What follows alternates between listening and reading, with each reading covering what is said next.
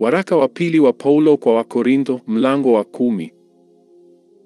Basi mimi Paulo mwenyewe nawasihi kwa upole na utaratibu wa Kristo, mimi niliye mnyenyekevu nikiwapo pamoja nanyi, bali nisipokuwapo ni mwenye ujasiri kwenu.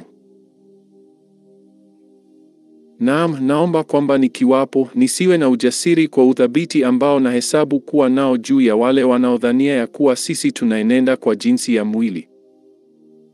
Maana ingawa tunaenenda katika mwili, hatufanyi vita kwa jinsi ya mwili. Maana silaha za vita vyetu si za mwili, bali zina uwezo katika Mungu hata kuangusha ngome. Tukiangusha mawazo na kila kitu kilichoinuka kijiinuacho juu ya elimu ya Mungu, na tukiteka nyara kila fikira ipate kumtii Kristo. Tena tukiwa tayari kupatiliza maasi yote, kutii kwenu kutakapotimia. Yaangalieni yaliyo mbele ya macho yenu.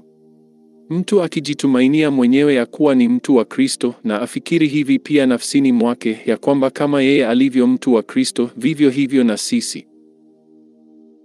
Maana nijapojisifu zaidi kidogo kwa ajili ya mamlaka yetu tuliopewa na Bwana, tupate kuwajenga wala si kuwaangusha, sitatahayarika. Nisije nikaonekana kana kwamba nataka kuwaogofya kwa nyaraka zangu. Maana wasema nyaraka zake ni nzito, hodari, bali akiwapo mwenyewe mwilini ni dhaifu, na maneno yake si kitu. Mtu kama huyo na afikiri hivi, ya kwamba jinsi tulivyo kwa maneno katika nyaraka tusipokuwapo, ndivyo tulivyo kwa matendo tukiwapo. Kwa kuwa hatuthubutu kujihesabu pamoja na baadhi yao wanaojisifu wenyewe, wala kujilinganisha nao, bali wao wenyewe wakijipima nafsi zao, na wakijilinganisha nafsi zao na nafsi zao, hawana akili. Lakini sisi hatutajisifu zaidi ya kadiri yetu, bali kwa kadiri ya kipimo tulichopimiwa na Mungu, yaani kadiri ya kufika hata kwenu. Maana hatujitanui nafsi zetu kupita kadiri yetu, kana kwamba hatuwafikii ninyi, kwa sababu tulitangulia kufika mpaka kwenu katika Injili ya Kristo.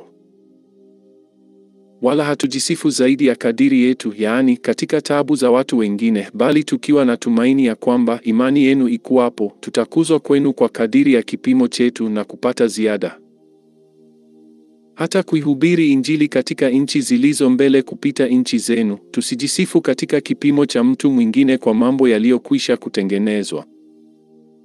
Lakini yeye ajisifuye na ajisifu katika Bwana.